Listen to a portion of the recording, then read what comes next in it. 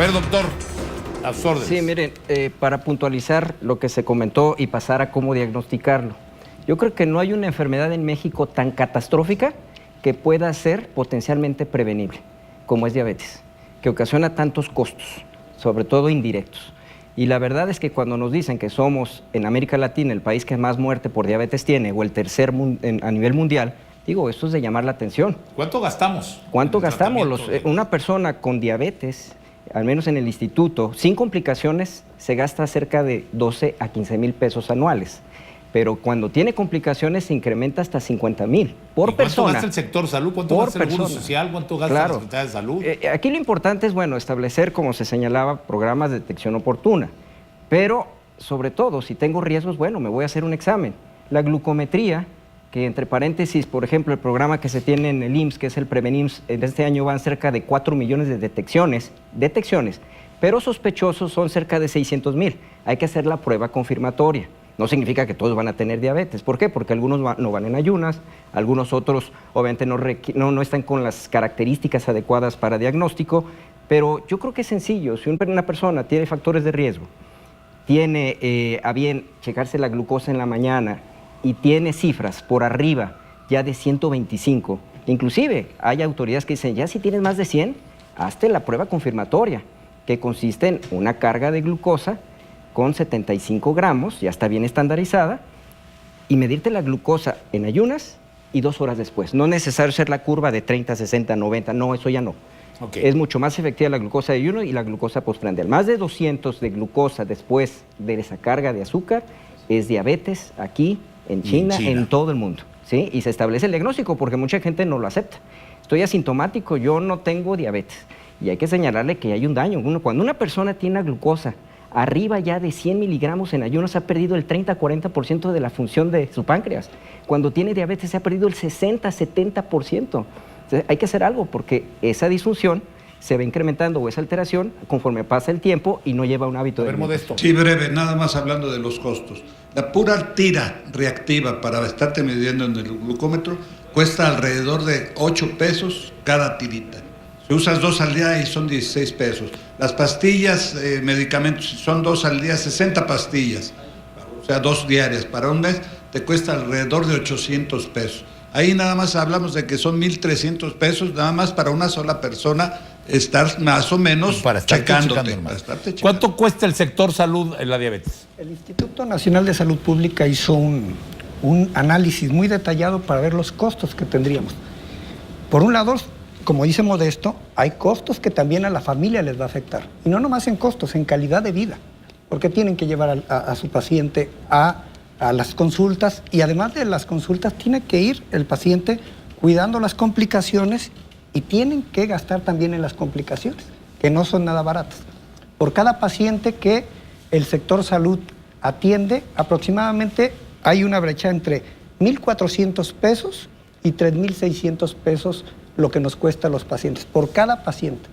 Esto quiere decir que de todo el gasto en salud, del 5 al 14% se va a la atención con pacientes con diabetes. Póngale una cifra. Le ponemos cifra. Para Jalisco, que tiene un presupuesto aproximado de 14,000 millones de pesos, se irían de 700 millones a 1,900 millones de pesos. En pura diabetes. Solamente para una enfermedad que es diabetes. Por eso estamos tan preocupados dentro del sector salud. ¿El hospital civil cuánto gasta? Es esa misma proporción de aproximadamente 3,500 millones de pesos de presupuesto anual, hasta el 15% se va a la atención directa de pacientes con diabetes, pero además, si sumamos la atención del paciente con insuficiencia renal, que el 80% de ellos tiene como trasfondo diabetes o como origen la diabetes, ese 12% se puede incrementar hasta el 20% de los gastos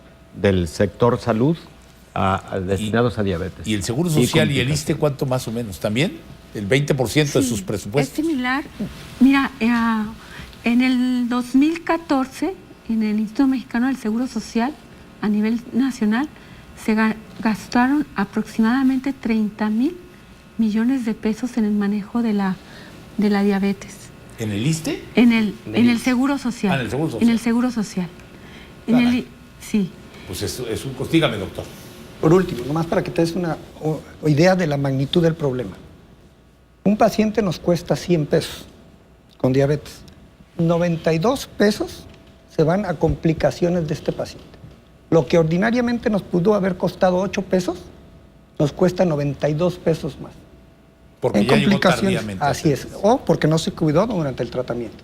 Caray, dígame, doctor. Sí, mira, los costos de la atención médica en diabetes mellitus principalmente están condicionadas por las complicaciones crónicas que esta misma diabetes tiene. Basta señalar que la principal causa de ceguera en México es la diabetes mellitus, una diabetes mellitus no bien controlada.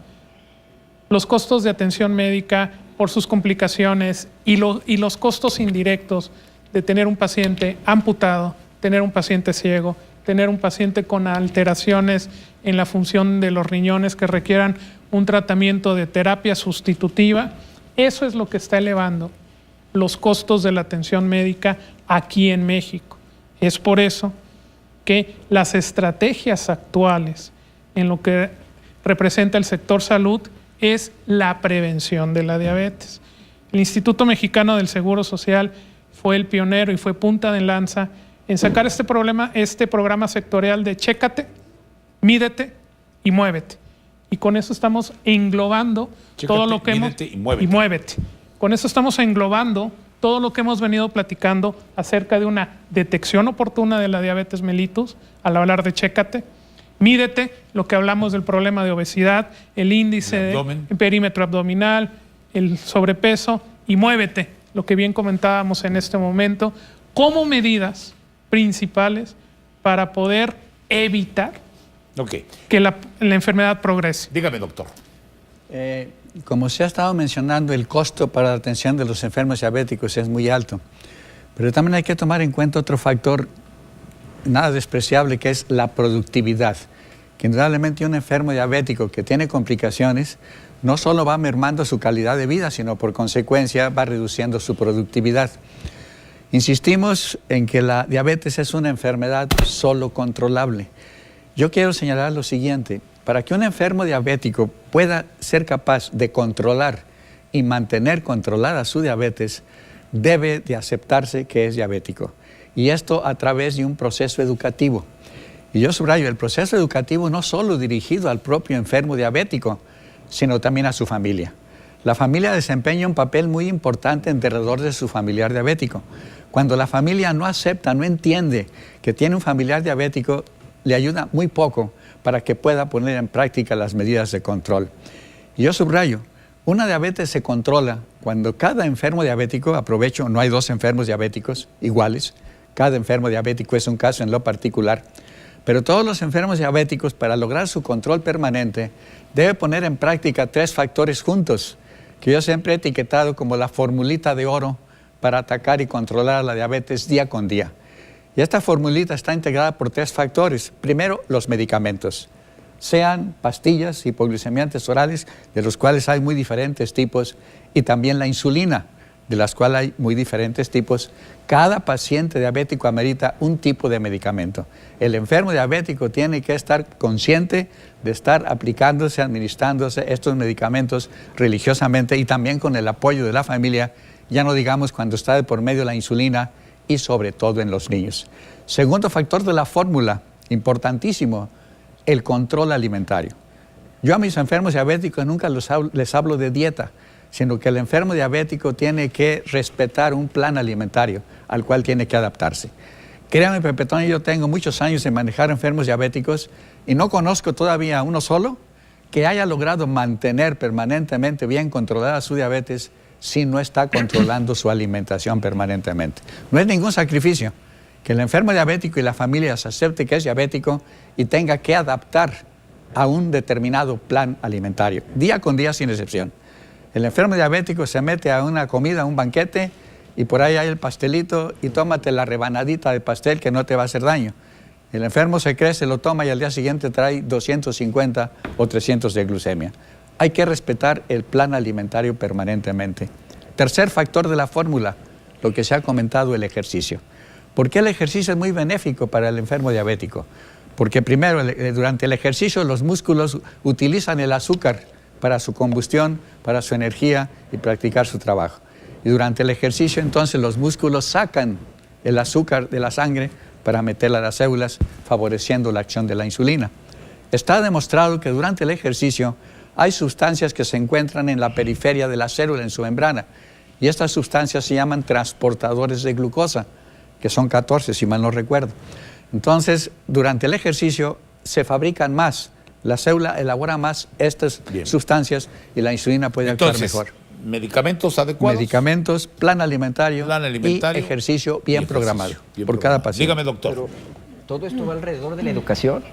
Al final necesita alguien que nos oriente a establecer bien esos programas. Y ahí no solamente puede el médico, es decir, necesitamos todo un equipo multidisciplinario. ¿Por qué? Porque donde se tienen mejores resultados en el mundo son los que trabajan de manera multidisciplinaria.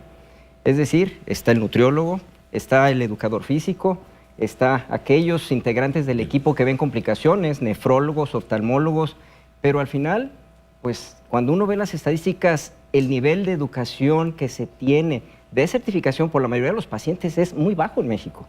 En el paciente con DM2 y con DM1, que en teoría debe estar mucho más educado sobre su enfermedad. Ahora, necesito que me digan, porque luego vamos a ver qué tipo de alimentación que recomienda y qué tipo de ejercicio. Pero ahorita díganle a la gente, por favor, doctores, ¿cómo podemos saber si estamos o no enfermos? Digo, ya sé, si la cintura rebasa los 92, soy hombre, y 85, soy mujer, es un factor. Pero ¿qué más? ¿Qué otros síntomas hay para que el público que nos esté escuchando pues se preocupe y vaya a hacerse una prueba? Porque no necesariamente tiene que estar obeso para tener diabetes. No todos. No, también, claro. dígame, ¿cuáles son las? Existen manifestaciones que el organismo nos empieza a hablar y nos empieza a decir que acudamos a algún proceso de detección. Una de las manifestaciones tempranas cuando estamos teniendo problemas en el metabolismo de los azúcares es que empiezas a tener incremento en la frecuencia para hacer del baño. Es decir, en la noche tenías un hábito de levantarte una vez al baño, de repente empiezas 3, 4 veces, incrementando durante el día la frecuencia para ir a orinar. Otra cosa es que te incrementa también la sensación o la necesidad de tomar agua, ¿sí?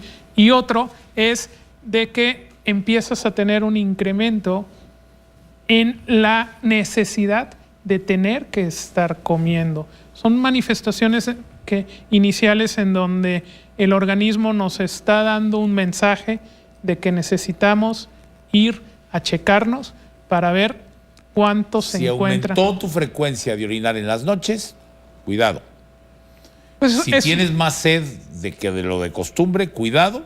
Así es. Y si todo el día quieres estar comiendo, cuidado. Así es.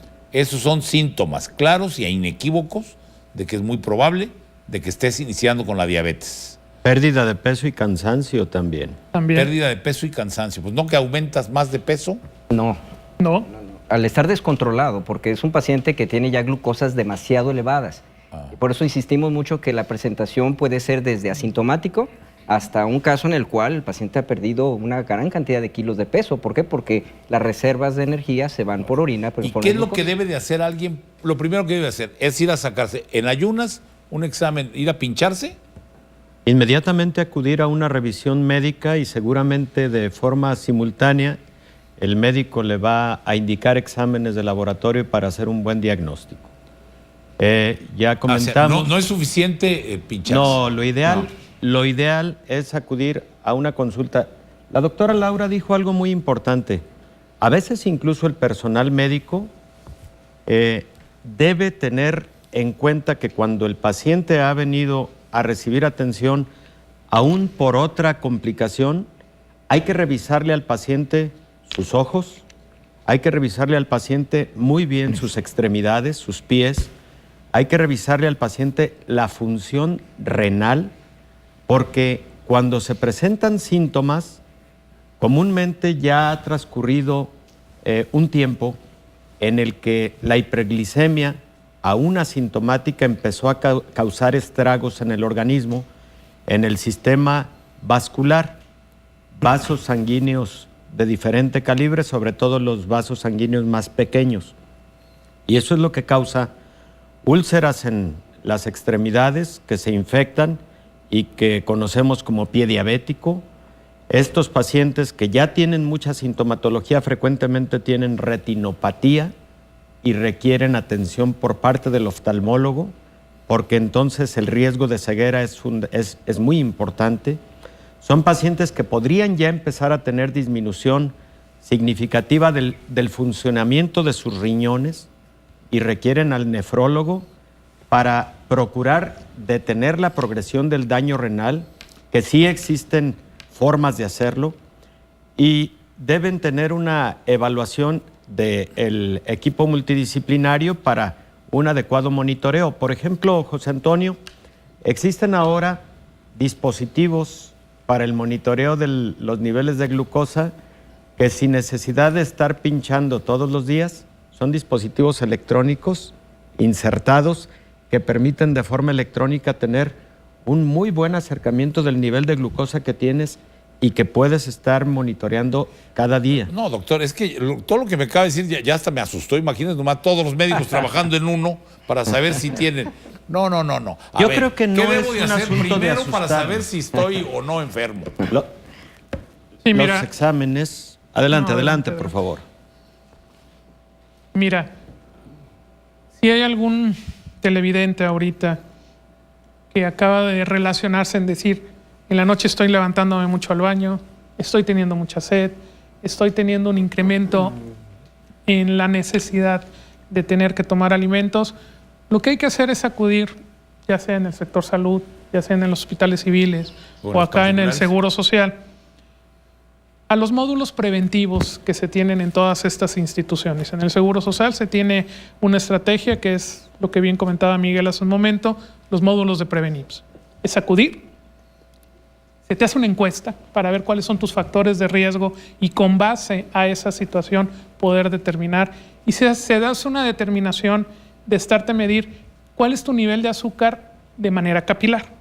Y hablando de manera capilar, pinchar. es pincharnos. ¿Te sacan sangre también? Ajá. No. Primero es de manera capilar.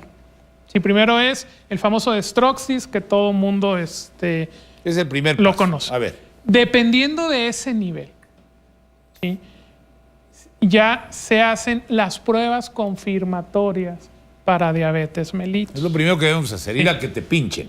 A algún lugar con un profesionista. Así es. Usted trae, es usted... y Se además encuentra va- por va- arriba ahora de vaya los... al laboratorio a hacerse estos exámenes. Y de manera inicial, Sí. A ver, esta dígame. prueba.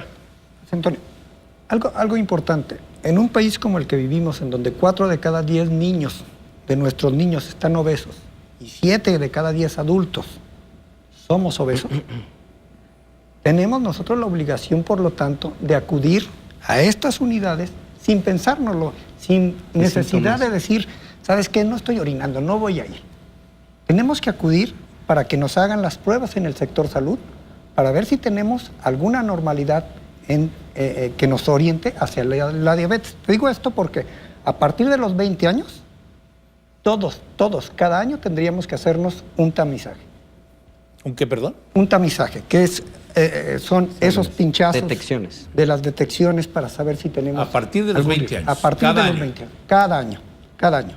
Y ya si sale alguna normalidad, nos estarán tomando una muestra de sangre para poder confirmar la enfermedad. Y una consulta más profunda, la que habló el doctor, ¿verdad? Definitivamente. Que el oftalmólogo le revise los ojos, que Así es. le revise los pies, que pero cuando ya hay duda.